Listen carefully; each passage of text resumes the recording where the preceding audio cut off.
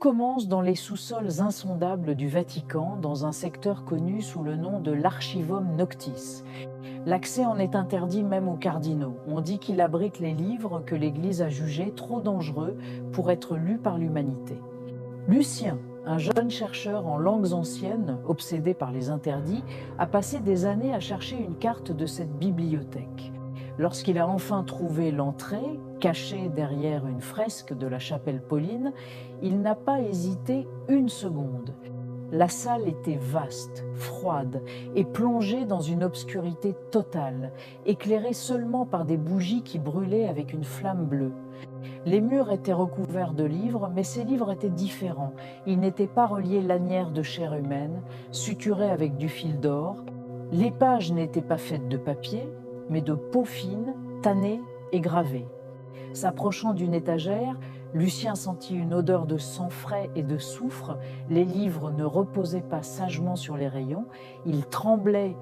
Certains émettaient de faibles gémissements, comme une personne endormie qui fait un cauchemar. D'autres, au contraire, riaient doucement, un son glacial. Lucien comprit la légende, ce n'étaient pas des livres histoires maudites. Ces livres étaient les maudits eux-mêmes, contenant chacun une âme condamnée. Terrifié mais fasciné, Lucien entendit la main vers un volume qui brillait d'un éclat rouge vif. Il n'avait pas de titre. Dès que son doigt effleura la couverture, le livre s'ouvrit tout seul, lentement, comme une bouche qui s'ouvre pour murmurer un secret. Lucien commença à lire. Le texte décrivait la fin du monde, vue par un meurtrier. Soudain, la bibliothèque disparut.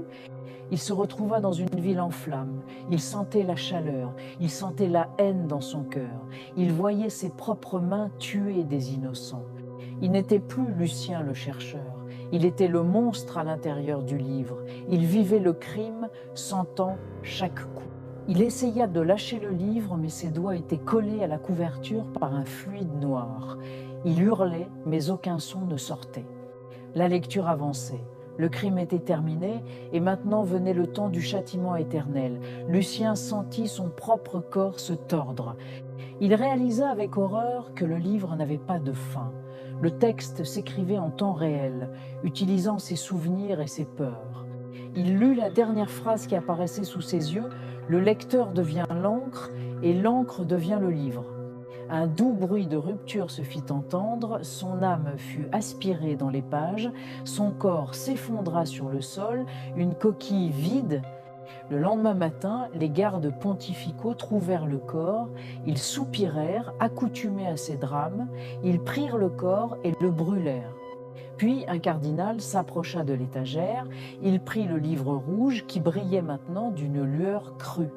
Il prit une plume et inscrivit sur le dos, en lettres d'or, l'orgueil de Lucien. Il le rangea à sa place. Le livre se mit à trembler doucement, attendant le prochain chercheur curieux. Dans cette bibliothèque, il y a toujours de la place. Merci d'avoir regardé.